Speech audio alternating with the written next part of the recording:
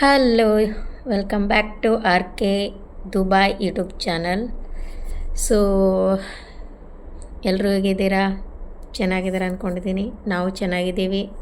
ಎಲ್ಲ ಇಂಡಿಯನ್ಸು, ಎಲ್ಲ ಕನ್ನಡಿಗರು ಇಲ್ಲಿ ದುಬೈಯಲ್ಲಿ, ಯು ಎ ಇಯಲ್ಲಿ ಎಲ್ಲರೂ ಸೇಫ್ ಆಗಿದ್ದಾರೆ. ಯಾರೂ ಟೆನ್ಷನ್ ತೊಗೊಳಕ್ಕೆ ಹೋಗ್ಬೇಡ್ರಿ. ಇಲ್ಲಿ ನೀವು ಸ್ಪೆಷಲಿ ಕನ್ನಡ ನ್ಯೂಸ್ ಚಾನಲ್ಗಳ ನೋಡಿ. ದುಬೈ ಬುರ್ಜ್ ಖಲೀಫಾ ಮೇಲೆ ಅಟ್ಯಾಕ್ ಆಯಿತು, ಬುರ್ಜ್ ಹೋಟೆಲ್ ಮೇಲೆ ಅಟ್ಯಾಕ್ ಆಯಿತು, ಆ ಬಿಲ್ಡಿಂಗ್ ಬ್ಲಾಸ್ಟ್ ಆಯಿತು, ಯಾವುದೂ ನಂಬಕ್ಕೆ ಹೋಗ್ಬೇಡ್ರಿ. ನಡ್ದೈತಿ, ಯುದ್ಧ ನಡ್ದೈತಿ ಯು ಎಸ್ ಎ, ಇಸ್ರೇಲ, ಇರಾನ ನಡುವೆ. ಸೊ ಇರಾನ್ ಅಟ್ಯಾಕ್ ಮಾಡಾಕತ್ತೈತಿ. ಸೊ ಅವ್ರೇನು ಅಟ್ಯಾಕ್ ಮಾಡುವಾಗ ಇವರು ಯು ಎ ಇದವರು ಅವ್ರದ್ದು ಆಲ್ಮೋಸ್ಟ್ ಬಾಂಬ್ಗಳನ್ನು ಅಲ್ಲೇ ಏರಲ್ಲೇ ಸ್ಟಾಪ್ ಮಾಡಕ್ಕೆ ಆಲ್ಮೋಸ್ಟ್ ಅದ್ರೊಳಗೆ ಸಕ್ಸಸ್ ಆಗ್ಯಾರ. ಸೊ ಇನ್ನೂ ಒಂದು ಹೇಳ್ಬೇಕಂದ್ರೆ ಹೇಳ್ತೀನಿ ನಿಮ್ಗೆ. ಹಾಗೆ ಹೇಳಿದ್ರೆ ನಂಬಿಕೆ ಬರಲ್ಲ. ಸೊ ಡೀಟೇಲಾಗಿ ಹೇಳ್ತೀನಿ. ಸೊ ಏನಪ್ಪ ಅಂತಂದ್ರೆ ಒಂದು ನಿಮಿಷ.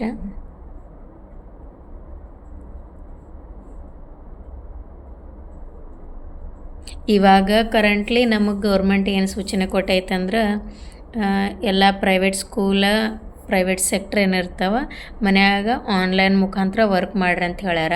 ಇವನ್ ಸ್ಟೂಡೆಂಟ್ಸಿಗೂ ಆನ್ಲೈನ್ ಮುಖಾಂತರ ಕ್ಲಾಸ್ ಇರ್ತಾವೆ. ಸೊ ಜಸ್ಟ್ ಮಂಡೇ, ಟ್ಯೂಸ್ಡೇ, ವೆನ್ಸ್ಡೇವರೆಗೂ.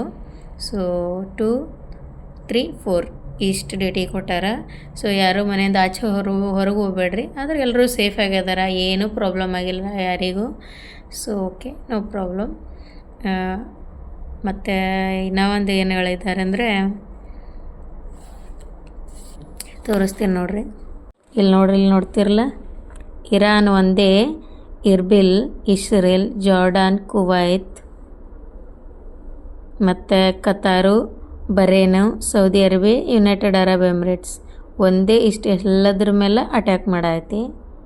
ಸೊ ಇಲ್ಲಿ ನ್ಯೂಸ್ ಬರತೈತೆ ನೋಡ್ರಿ, 3 dead and 58 injured in a safest country ಅಂತೇಳಿ. ಇದು ನಂಬಕ್ಕೆ ಹೋಗ್ಬೇಡ. ಆಮೇಲೆ ಯಾರ್ಯಾರೇ ದುಬೈದು ಅಲ್ಲಿ ಇರೋ ಕನ್ನಡಿಗರು, ಯು ಎ ಇದಲ್ಲಿ ಕನ್ನಡಿಗರಿಗೆ 999 police emergency, 998 ambulance, 997 civil defence ಇಲ್ಲ fire, 996 coast guard, 991 electricity failure, 995 find and rescue. So ನೀವು ಏನಾರ ರಿಸ್ಕ್ ಒಳಗಿದ್ರೆ ಈ ನಂಬರ್ ಕಾಲ್ ಮಾಡಿರಿ 991. 901 ಈಸ್ ನಾನ್ ಎಮರ್ಜೆನ್ಸಿ ಎನ್ಕ್ವೈರಿ. ನೀವೇನರೇ ನಿಮ್ಗೆ ಎನ್ಕ್ವೈರಿ ಬೇಕಾಗಿತ್ತಂದ್ರೆ 901ಗೆ ಕಾಲ್ ಮಾಡಿರಿ. ಸೊ ನೋಡಿರಿ, you will call for the private sector to work remotely this week. ನೋಡಿದ್ರಲ್ಲ, ಇಲ್ಲಿ ನೋಡ್ರಿ, ಮುಸ್ಲಿಂ ರಾಷ್ಟ್ರಗಳ ಮೇಲೂ ಅಟ್ಯಾಕ್, ಶ್ರೀಮಂತ ದೇಶಗಳ ಮೇಲೆ ಬ್ಯಾಮ್, ದುಬೈ ಮೇಲೂ ಭೀಕರ ದಾಳಿ ಅಂತ ಕೊಟ್ಟು ಇಲ್ಲಿ ಬುರ್ಜ್ ಅರಬ್ ಹೋಟೆಲ್ ಈ ಥರ ಬ್ಲಾಸ್ಟ್ ಆಗಿ ತೋರಿಸಿದಲ್ಲ, ಇದು ಮಾತ್ರ fake news. Dubai Arab hotel ಈ ಥರ ಆಗಿಲ್ಲ, ಸೇಫ್ ಆಗ್ಯದ. ಸೊ ಇದೇನು ನೋಡತ್ತಿರಲ್ಲ, ಇದು ನೋಡ್ರಿ, ಇದೂ ಆಲ್ಮೋಸ್ಟ್ ಎಲ್ಲ ಏನಂತಾರೆ ಎಡಿಟ್ ಮಾಡಿರೋ ಥರ ಇದೆ, ರಿಯಲ್ ಯಾವುದೂ ಇಲ್ಲ ಇದರಲ್ಲಿ. ಈ ಥರ ಇಷ್ಟು ಫೈರು ಇದು ನಾನಂತರೂ ನೋಡೇ ಇಲ್ಲ. ಸೊ ನೋಡ್ರಿ, ಫೇಕ್ ನ್ಯೂಸ್ ಯಾರು ನಂಬಕ್ಕೆ ಹೋಗ್ಬೇಡ್ರಿ. ಇವಾಗ ನೋಡ್ರಿ, ನಾನು ನಿಮಗೆ ಇಲ್ಲಿ ಒಬ್ಬರು ವ್ಯಕ್ತಿ ಮಾತಾಡೋದನ್ನು ತೋರಿಸ್ತೀನಿ. ಸೊ ಫೇಕ್ ನ್ಯೂಸ್ ನಂಬೋರಿಗೆಲ್ಲ ನೋಡ್ರಿ, ಇಲ್ಲಿ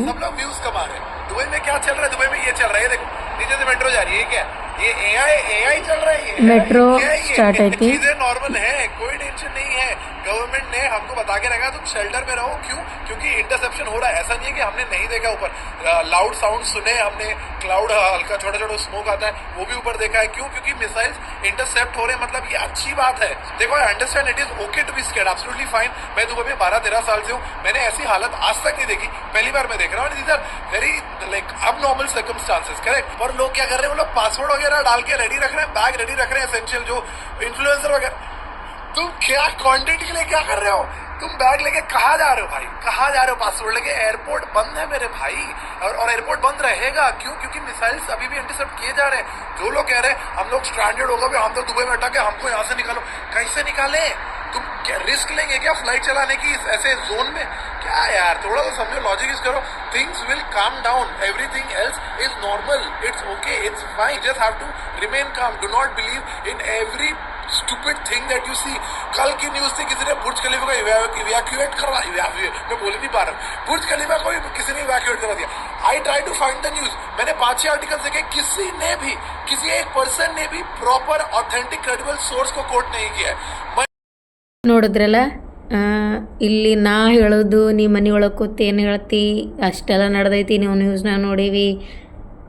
ನಾವು ಬುಕ್ನೇ ಎಲ್ಲ ದುಬೈಯಲ್ಲಿ ಮತ್ತು ಕನ್ನಡಿಗರೆಲ್ಲ ಬೇರೆದವ್ರನ್ನೂ ವಿಡಿಯೋ ಮಾಡಿ ಹಾಕೋ ತೋರ್ಸಾತೀನಿ. ಮೆಟ್ರೋ ಸ್ಟಾರ್ಟ್ ಐತಿ, ಬಸ್ ಸ್ಟಾರ್ಟ್ ಐತಿ, ಎಲ್ಲ ಲೈಫ್ ಜೀವನದ್ದು ನಾರ್ಮಲಾಗೇ ಐತಿ, ಯಾರೂ ಭಯಪಡೋ ಅವಶ್ಯಕತೆ ಇಲ್ಲ. ಕರ್ನಾಟಕ ಸಿ ಎಮ್ ಹೇಳೋಣ, ಏನು ನಾವು ಕನ್ನಡಿಗರಿಗೆಲ್ಲ ಸೇಫಾಗಿ ಕರ್ಕೊಂಬರ್ತೀವಿ. ಅವ ಏನು ಬದ್ನಿಕಾಯಿ ಸೇಫಾಗಿ ಹೆಂಗೆ ಕರ್ಕೊಂಬರ್ತಾನೆ? ಇಲ್ಲಿ ಅವ್ರು ಏರ್ಪೋರ್ಟ್ ಆಫ್ ಇಟ್ರೆ ಅವ ಏನು ಸ್ವಂತ ಏರ್ಪೋರ್ಟ್ ಬೇರೆ ಮಾಡಿ ಇಲ್ಲಿ ಕರ್ಕೊಂಡು ಹೋಗ್ತಾನೆ. ಏರ್ಪೋರ್ಟ್ ಇರ್ಲಾರೆ ಹೆಂಗೆ ಹೋಯ್ತಾನೆ? ಎಲ್ಲರೂ ಏರ್ಪೋರ್ಟ್ ಇಟ್ರೆ. ನಾವು ಇದೇ ಫ್ರೈಡೇ ಸ್ಯಾಟರ್ಡೇ ನೈಟು ನಾವು ಇಲ್ಲಿಂದ ಕರ್ನಾಟಕಕ್ಕೆ ಹೋಗೋರಿದ್ವಿ. ಸದ್ಯಕ್ಕೆ ಫ್ಲೈಟ್ ಅವ್ರು ಆಫ್ ಇಟ್ಟಾರ.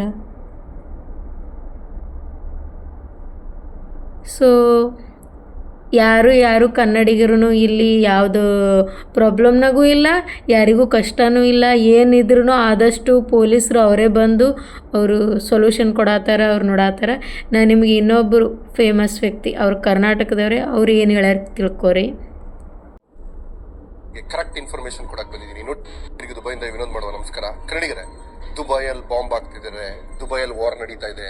ಇವತ್ತು ಒಬ್ಬ ದುಬೈಯಲ್ಲಿರೋ ಕನ್ನಡಿಗನಾಗಿ ನಾನು ನಿಮ್ಗೆ ಕರೆಕ್ಟ್ ಇನ್ಫಾರ್ಮೇಶನ್ ಕೊಡಕ್ ಬಂದಿದ್ದೀನಿ. ನೋಡಿ ಕನ್ನಡಿಗರೇ, ನೂರಾರು ಕಾಲ್ಗಳು, ಮೆಸೇಜಸ್ಗಳು ಬಂದಿದೆ. ದಯವಿಟ್ಟು ನಾನು ಒಂದೇ ರಿಕ್ವೆಸ್ಟ್ ಮಾಡ್ಕೊಳ್ಳೋದು, ಎಲ್ಲರಿಗೂ ದುಬೈಯಿಂದ ವಿನೋದ್ ಮಾಡುವ ನಮಸ್ಕಾರ. ಕನ್ನಡಿಗರೇ, ದುಬೈಯಲ್ಲಿ ಬಾಂಬ್ ಆಗ್ತಿದ್ದಾರೆ, ದುಬೈಯಲ್ಲಿ ವಾರ್ ನಡೀತಾ ಇದೆ. ಇವತ್ತು ಒಬ್ಬ ದುಬೈಯಲ್ಲಿರೋ ಕನ್ನಡಿಗನಾಗಿ ನಾನು ನಿಮ್ಗೆ ಕರೆಕ್ಟ್ ಇನ್ಫಾರ್ಮೇಶನ್ ಕೊಡಕ್ ಬಂದಿದ್ದೀನಿ. ನೋಡಿ ಕನ್ನಡಿಗರೇ, ನೂರಾರು ಕಾಲ್ಗಳು, ಮೆಸೇಜಸ್ಗಳು ಬಂದಿದೆ. ದಯವಿಟ್ಟು ನಾನು ಒಂದೇ ರಿಕ್ವೆಸ್ಟ್ ಮಾಡ್ಕೊಳ್ಳೋದು, ಎಲ್ಲ ಕನ್ನಡ ನಮ್ಮ ಇಂಡಿಯನ್ ಮೀಡಿಯಾದವ್ರಿಗೆ PR-ಗೋಸ್ಕರ, TRP-ಗೋಸ್ಕರ ಫೇಕ್ ನ್ಯೂಸ್ಗಳನ್ನ ದಯವಿಟ್ಟು ಸ್ಪ್ರೆಡ್ ಮಾಡಬೇಡಿ. ನಾನಿವತ್ತು ಹೇಳಕ್ ಬಂದಿದ್ದೀನಿ, Dubai is still the safest city in the world ಅಂತ ನಾನೇ ಪ್ರೂವ್ ಮಾಡ್ತೀನಿ ನಿಮ್ಗೆ. ಹೆಂಗೆ ಅಂದ್ರೆ, ಎಷ್ಟೆಷ್ಟು ಫೇಕ್ ನ್ಯೂಸ್ಗಳನ್ನ ನೋಡಿದೆ ಅಂದ್ರೆ, ದುಬೈ ಬುರ್ಜ್ ಖಲೀಫಾನ ವೆಕೇಟ್ ಮಾಡಿಸ್ಬಿಟ್ರು, ಎಲ್ಲ ಕಡೆ ಬಾಂಬ್ ಬೀಳ್ತಿದೆ. ನಾನು ಬೆಳಗ್ಗೆ ನನ್ನ ನಾರ್ಮಲ್ ದಿನನಿತ್ಯದ ಜೀವನ, ಜಿಮ್ಗೆ ಹೋಗಿ ಮೀಟಿಂಗ್ ಮುಗಿಸಿ ಇವಾಗ ನಾನು ಊಟ ಕೂಡ ಮಾಡ್ತಾ ಇದ್ದೀನಿ. ನೀವು ನೋಡ್ಬೋದು, ಅಷ್ಟೊಂದು ಇದ್ರೆ ದುಬೈ ಸೇಫೆಸ್ಟ್ ಸಿಟಿ ಅಂತ ಯಾಕೆ ಹೇಳ್ತೀನಿ ಅಂದ್ರೆ, ನೋಡಿ ರೆಸ್ಟೋರೆಂಟ್ ಅಲ್ಲಿ ಇದ್ದೀನಿ, ತೋರ್ಸು, ರೆಸ್ಟೋರೆಂಟ್ ಫುಲ್ ಇದೆ. ನೋಡ್ರಿ, ನಾನು ನಿಮ್ಗೆ ಒಂದೇ ಒಂದು ಮಾತು ಹೇಳ್ತೀನಿ. ನೋಡಿ ಕನ್ನಡಿಗರೇ, ಹೌದು ಅಮೆರಿಕ ಮತ್ತೆ ಇರಾನ್ ವಾರ್ ನಡೀತಿದೆ, ಅದ್ರಲ್ಲಿ ಏನಾಗ್ತಿದೆ ಅಂತ ಹೇಳ್ತಿಲ್ಲ. But Dubai is always one step ahead, ಒಂದ್ ಹೆಜ್ಜೆ ಮುಂದೆ. ಹೆಂಗೆ ಅಂದ್ರೆ ಕನ್ನಡಿಗರೇ, ನಮ್ಗೆ 24 ಗಂಟೆ ಟೈಮ್ ಸರ್ವಿಸು, ಫುಡ್ ಕೊಟ್ರು, ಯಾವಾಗ ಬೇಕಾದ್ರೂ ನಾವು ಫುಡ್ ಆರ್ಡರ್ ಮಾಡ್ಬೋದು. ಮೆಟ್ರೋ ಕೊಟ್ರು, ನಮ್ಮ ಬಸ್ಗಳು ಕೊಟ್ರು, ಆಮೇಲೆ ಇವಾಗ ನೋಡಿ ಫ್ರೀಯಾಗಿ ನಾವು ಓಡಾಡ್ಬೋದು. ಅಂತ ಗಾಬರಿ ಪಟ್ಕೊಳ್ಳೋ ಅಂತ ಒಂದು ಸಿಚುಯೇಷನ್ ಏನು ಆಗಿಲ್ಲ ದುಬೈಯಲ್ಲಿ. Everything is under control. ನಾವು ದಿನನಿತ್ಯದ ಜೀವನ ಮಾಡ್ತಾ ಇದೀವಿ, ಆದ್ರೆ ನಮಗೆ ಮೊದಲೇನೆ ಮೆಸೇಜ್ ಬರುತ್ತೆ, ಈ ಏರಿಯಾದಲ್ಲಿ ಇದು ಈ ತರ ಆಗ್ತಿದೆ, ಸ್ವಲ್ಪ ಕೇರ್ಫುಲ್ ಇರಿ ಅಂತ. ಸೊ ದಯವಿಟ್ಟು ಏನೇನೋ ತಪ್ಪು ಇನ್ಫಾರ್ಮೇಶನ್ ಕೊಡಬೇಡಿ. ಎಸ್ಪೆಷಲಿ ದುಬೈಲಿ ಇರೋರು ತಿಂದು ಮನೆಗೆ ಕನ್ನ ಹಾಕೋ ತರ ಮಾಡಬೇಡಿ. ಪ್ರತ್ಯಕ್ಷವಾಗಿ ನೋಡಿದರು ಪ್ರಮಾಣಿಸಿ ನೋಡಿ ಅಂತ ಹೇಳ್ತಾರೆ. ಅದಕ್ಕೋಸ್ಕರ ದಯವಿಟ್ಟು ಕನ್ನಡಿಗರೇ, ನಾನೊಬ್ಬ ದುಬೈಯಲ್ಲಿರೋ ಕನ್ನಡಿಗನಾಗಿ ನೀವು ನನಗೆ ವರಿ ಆಗಿರೋದ್ರಿಂದ ನಾನು ಎಲ್ಲ ನಿಮ್ಮ ಕನ್ನಡಿಗರಿಗೆ ಹೇಳ್ಕೊಳ್ಳಂದ್ರೆ, ನಾವು 90% ಸೇಫ್ ಇದೀವಿ. 10% ಆ ಥರ ಏನಾರು ಆದ್ರೆ ಕೂಡ ನಾನು ನಿಜ ನಿಮ್ಗೆ ಇನ್ಫಾರ್ಮೇಶನ್ ಕೊಡ್ತೀನಿ. ಸೊ ದುಬೈ ನಮ್ಮ ತುಂಬಾ ಚೆನ್ನಾಗಿ ನೋಡ್ಕೊತಿದೆ, ತುಂಬಾ. अगर बुर्ज खलीफा दुबई के रेगिस्तान के रेत पर बना है तो फिर ये गिरता क्यों नहीं है? दरअसल इसके पीछे एक मुख्य कारण है, जो कि है इसका बेस। बुर्ज खलीफा के बेस को बनाने के लिए इन स्टील पाइप्स को करीब 160 फीट नीचे जमीन में डाला गया था और इसके ऊपर करीब 12 मिलियन गैलन्स कंक्रीट को डाला गया था, जिस वजह से एक 12 फीट ऊंचा बेस बना था। और इसी बेस से कनेक्ट होते हुए एक मेन सपोर्ट कॉलम बनाया गया, जो कि पूरे बुर्ज खलीफा का स्ट्रक्चर मेंटेन करता है। और यहीं से बुर्ज खलीफा एक मंजिल पर बना है, जो लगभग 3000 फीट ऊंचा है। और यहीं स्टील पाइप्स इसे जमीन में जकड़े रखते हैं, जबकि कंक्रीट का बेस बुर्ज खलीफा के वजन को फैलाता है। इसी वजह से रेगिस्तान की मुलायम रेत बुर्ज खलीफा के नीचे नहीं गिरती। ನೋಡಿದ್ರಲ್ಲ, ಯಾಕೆ ಬುರ್ಜ್ ಖಲೀಫಾ ಬಿಲ್ಡಿಂಗ್ ಈಸಿಯಾಗಿ ಬಿಳ್ಸೋಕ್ಕೆ ಸಾಧ್ಯ ಇಲ್ಲ ಅಂತ ಗೊತ್ತಾಯ್ತಲ್ಲ. ಸೊ ಆ್ಯಕ್ಚುಲಿ ಉಸ್ಕಿನೊಳಗಿದು ಕಟ್ಟಡ ಬಿಲ್ಡಿಂಗ್ ಸ್ಟ್ರಾಂಗ್ ಆಗಿರಲ್ಲ ಅಂತ ಹೇಳ್ತಾರೆ. ಅಂಥ ಎತ್ತರವಾದ ಕಟ್ಟಡ ಅವರು ಅಷ್ಟು ಸ್ಟ್ರಾಂಗಾಗಿ ನಿಲ್ಸಕ್ಕೆ ಅವ್ರು ಯಾವ ಥರ ಮೈಂಡ್ ಯೂಸ್ ಮಾಡ್ಯಾರ. ಆ್ಯಕ್ಚುಲಿ ಎಲ್ಲರಿಗೆ ಕ್ವಶನ್ ಇರಬೇಕಲ್ಲ, ಇದ್ರದ್ದು ಓನರ್ ಯಾರಂತ. ಬುರ್ಜ್ ಖಲೀಫಾದು ಓನರ್, ಮಾಲೀಕರು ಯಾರು, ನಿಜವಾದ ಮಾಲೀಕರು ಯಾರು? ಎಲ್ರಿಗೂ ಒಂದು ರಾಂಗ್ ಇದು ಏನಿರ್ತದೆ ಇನ್ಫಾರ್ಮೇಷನ್ ಅಂದ್ರೆ, ಈ ದುಬೈದು ರಾಜ ಏನದನ ಅವನೇ ಅದ್ರ owner. No, you people are wrong. So ನೋಡಿರಿ, ನಾ ಬಾಯಿಲೆ ಹೇಳಿದ್ರು ನಿಮ್ಗೆ ನಂಬಕ್ಕಾಗಲಿಲ್ಲ ಅಂದ್ರೂ ನಾನು ನಿಮ್ಗೆ ಒಂದು ವಿಡಿಯೋ ತೋರಿಸ್ತೀನಿ. ಅದ್ರಾಗ ಗೊತ್ತಾಗ್ತೈತಿ ನಿಮ್ಗೆ ಯಾರು ರಿಯಲ್ ಓನರ್ ಅದಾರಂತ.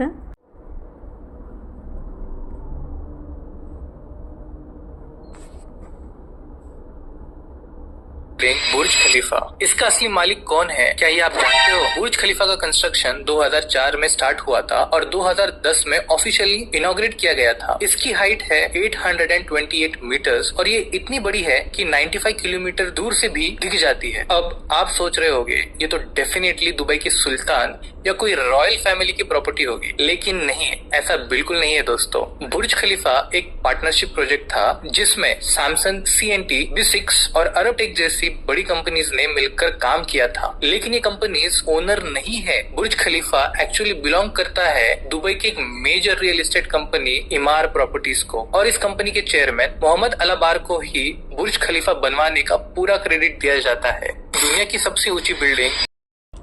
ಇಷ್ಟೆಲ್ಲ ಆಯ್ತಲ್ಲ, ನೋಡಿದ್ರಲ್ಲ ರಿಯಲ್ ಓನರ್ ಯಾರಂತ. ಸೊ ಆಯಿತು, ಇವಾಗ ನಂದು ಈ ಅಪಾರ್ಟ್ಮೆಂಟ ಈ ಶಾರ್ಜಾ ಸಿಟಿ ಒಳಗೆ ಅತ್ಯಂತ ಬಿಗ್ಗೆಸ್ಟ್ ಅಪಾರ್ಟ್ಮೆಂಟ್ ಒಳಗೆ ನಾವಿದ್ದೀವಿ. ಓಲ್ಡೆಸ್ಟು ಅಷ್ಟೇ ಬಿಗ್ಗೆಸ್ಟು ಇದೆ. ಮತ್ತು ಈ ಸಿಟಿ ಒಳಗೆ ಯಾವ ಅಪಾರ್ಟ್ಮೆಂಟ್ ಒಳಗೂ ಇಷ್ಟು ದೊಡ್ಡ ರೂಮ್ ಇಲ್ಲ, ಅಷ್ಟು ದೊಡ್ಡ ರೂಮ್ ಈ ಅಪಾರ್ಟ್ಮೆಂಟ್ ಒಳಗೆ ಅದಾವೆ. ಇದು ಒಂದಲ್ಲ, ABCD 4 ಬ್ಲಾಕ್ ಅದಾವ, ಅಷ್ಟು ಬಿಗ್ಗೆಸ್ಟ್ ಅಪಾರ್ಟ್ಮೆಂಟು, ಓಲ್ಡೆಸ್ಟೂ ಐತಿ. ಸೊ ಇವಾಗ ಇಲ್ಲಿ ನಿಂತ್ರೆ ನಿಮ್ಗೆ ಶಾಪಿಂಗ್ ಮಾಲ, ನಿಯರೆಸ್ಟ್ ಫ್ಲ್ಯಾಶ್ ಶಾಪಿಂಗ್ ಡ್ರೆಸ್ಸಿಂಗ್ದು ಇದು ಐತಿ, ನಿಯರೆಸ್ಟ್ ನೆಕ್ಸ್ಟು ಎಲ್ಲ ಆಲ್ಮೋಸ್ಟ್ ನಮ್ಮ ಈ ಬಾಲ್ಕನಿ ಒಳಗೆ ನಿಂತ್ರೆ ನಿಮಗೆ ಕಾಣ್ತಾವೆ. ತೋರಿಸ್ತೀನಿ. ಹೊರಗೆ ನೋಡಿರಿ, ಎಲ್ಲ ಜನ ಹೊರಗಡೆ ತಿರ್ಗಾಡಕತ್ತಾರೋ ಏನೆಲ್ಲ ಕ್ಲೋಸ್ ಮಾಡ್ಯದಾರೋ ನೋಡಿರಿ, ಎಲ್ಲರೂ ನಾರ್ಮಲ್ ಆಗ್ಯದಾರೋ ಎಲ್ಲನೂ ಹೆಂಗೈತಿ ತೋರಿಸ್ತೀನಿ ನೋಡಿರಿ ನಿಮಗೆ. ನೋಡ್ರಿ, ರೋಡ್ ಮೇಲೆ ಎಲ್ಲ ವೆಹಿಕಲ್ ನಾರ್ಮಲ್ ಆಗಿ ಹೊಂಟಾವ.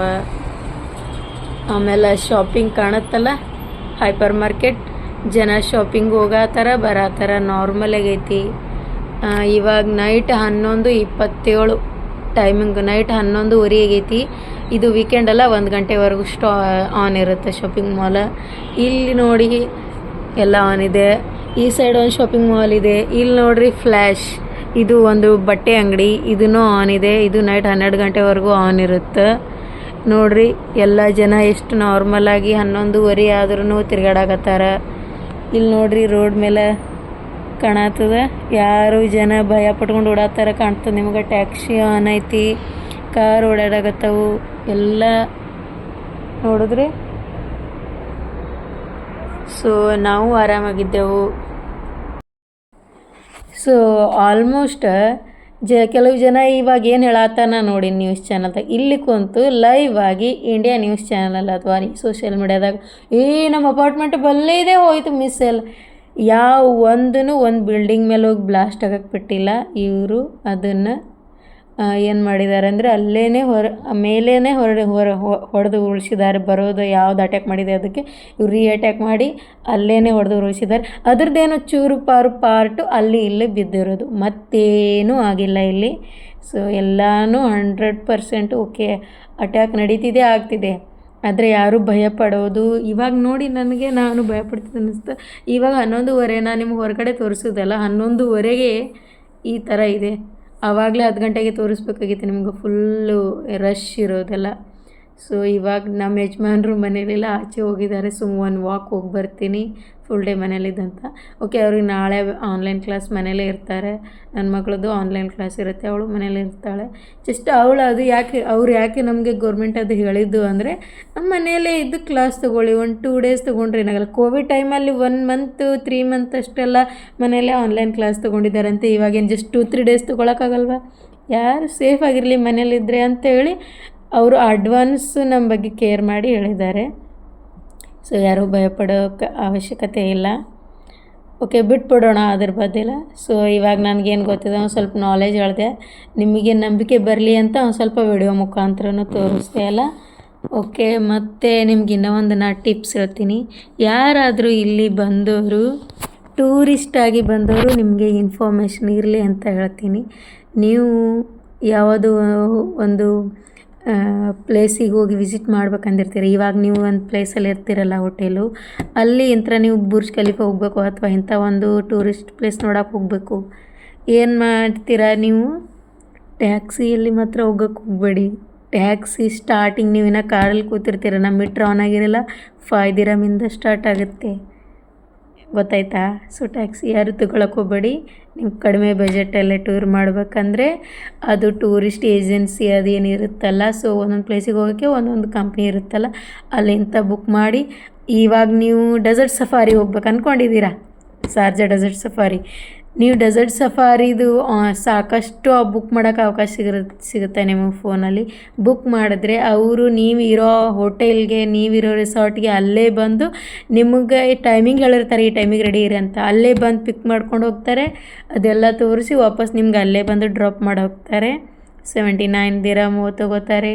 ಒಬ್ಬೊಬ್ರದ್ದು 120ವರೆಗೂ ಇರುತ್ತೆ. ಅವರು ಒಂದು ಸ್ವಲ್ಪ ಇದು ಚೇಂಜ್ ಹೈಫೈ ಲೆವೆಲ್ ಟ್ರೀಟ್ಮೆಂಟ್ ಕೊಡೋರು ಇರ್ತಾರಲ್ಲ ಅವ್ರ ಬಳಿ.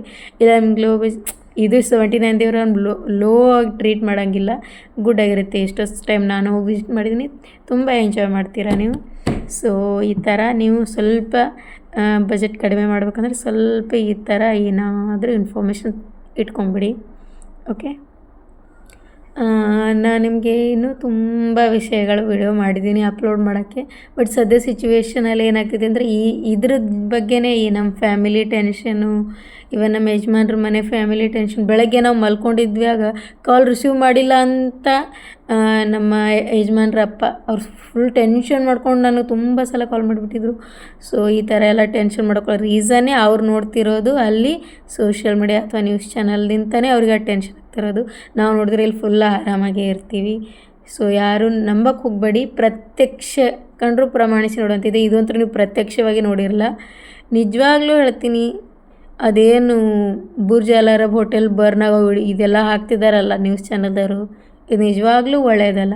ಇನ್ನೊಂದು ಇಲ್ಲಿ ರೂಲ್ಸ್ ಏನಿದೆ ಅಂದರೆ, ಇಲ್ಲಿ ಯಾವುದಾದ್ರೂ ಈಗ ನಿಮ್ಮ ಮುಂದೆ ಆಕ್ಸಿಡೆಂಟ್ ಆಯಿತು ಅಥವಾ ನಿಮ್ಮ ಮುಂದೆನೇ ಒಂದು ಬಿಲ್ಡಿಂಗಿಗೆ ಫೈರ್ ಆಗಿದೆ ಅಥವಾ ಬ್ಲಾಸ್ಟ್ ಆಗಿದೆ, ಅದನ್ನು ನೀವು ವಿಡಿಯೋಸ್ ಮಾಡಿ ಲೈವ್ ಮಾಡ್ತೀನಿ, ಏನಾದರೂ ಮಾಡಿ ಸೋಷಿಯಲ್ ಮೀಡಿಯಾ ಹಾಕ್ತೀನಿ, ಇದು ನೀವು ಇಂಡಿಯಾದಲ್ಲಿ ಮಾಡ್ತಿದ್ರೆ ಓಕೆ. ಇಲ್ಲಿ UAEದಲ್ಲಿ ಆ ಥರ ಯಾರು ಮಾಡ್ತಾರೆ ಅವ್ರ ಮೇಲೇ ಕೇಸ್ ಆಗುತ್ತೆ, ಅವರೇ ಕ್ರೈಮ್ ಮಾಡಿರೋದಂತ ಇಲ್ಲಿ ಪೊಲೀಸ್ ಅರೆಸ್ಟ್ ಮಾಡ್ತಾರೆ. ಓಕೆ, ಇದು ತುಂಬ ಎಲ್ಲರೂ ಎಚ್ಚರಿಕೆ ವಹಿಸಬೇಕಾದ ವಿಷಯ. ನೀವು ಅದು ಕಣ್ಣಾರೆ ನೋಡಿದಾಗ ನೀವು ಫಸ್ಟ್ ಕಾಲ್ ಮಾಡಿ ಇನ್ಫಾರ್ಮ್ ಮಾಡಬೇಕಾಗಿರೋದು ಪೊಲೀಸರಿಗೆ, ಎಮರ್ಜೆನ್ಸಿ ನಂಬರ್ಗೆ. ನೀವು ಅದನ್ನು ಕಾಲ್ ಮಾಡಿ ಇನ್ಫಾರ್ಮ್ ಮಾಡಿದೆ ನೀವು ವಿಡಿಯೋ ಶೂಟ್ ಮಾಡಿ ನೀವು ಆನ್ಲೈನ್ ಅಪ್ಲೋಡ್ ಮಾಡ್ತಾಯಿದ್ರೆ ಗ್ಯಾರಂಟಿ ನಿಮ್ಮ ಮೇಲೆ ಇಲ್ಲಿ ಕ್ರೈಮ್ ಫೈಲ್ ಇಲ್ಲಿ ಕೇಸ್ ಮಾಡ್ತಾರೆ. ನೀವು ಹುಷಾರಾಗಿರಿ. ಸೊ ಯಾರು ಸೋಷಿಯಲ್ ಮೀಡ್ಯಾದಲ್ಲಿ ಈ ಥರ ಫೇಕ್ ನ್ಯೂಸ್ ಮಾಡೋಕ್ಕೆ ಹೋಗಬೇಡಿ, ಮಾಡಿರೋದನ್ನು ನೋಡಿ ನಂಬಕ್ಕೂ ಹೋಗಬೇಡಿ please. Thank you so much. ಮತ್ತು ಮುಂದಿನ ವಿಡಿಯೋದಲ್ಲಿ ಸಿಗ್ತೀನಿ. ಅಲ್ಲಿವರೆಗೂ ನಂದು ಎಲ್ಲ ಹಳೆ ವಿಡಿಯೋಸ್ನೂ ನೋಡ್ತಾ ಇರಿ, ತುಂಬ ಇನ್ಫಾರ್ಮೇಷನ್ ಸಿಗುತ್ತೆ, ತುಂಬ ನಾನು ಮಾಡಿರೋದು ಕುಕ್ಕಿಂಗ್ ವಿಡಿಯೋಗಳು ಸಿಗುತ್ತೆ. ಓಕೆ, ಹಾಗೆ ಲೈಕ್ ಮಾಡಿ.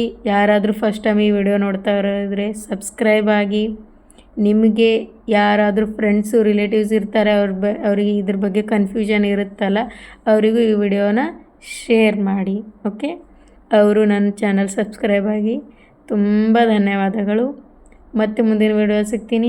ಟೇಕ್ ಕೇರ್, ಬಾಯ್. ನಿಮ್ಮ ದುಬೈಯಿಂದ RK ಮಾಡುವ ನಮಸ್ಕಾರಗಳು.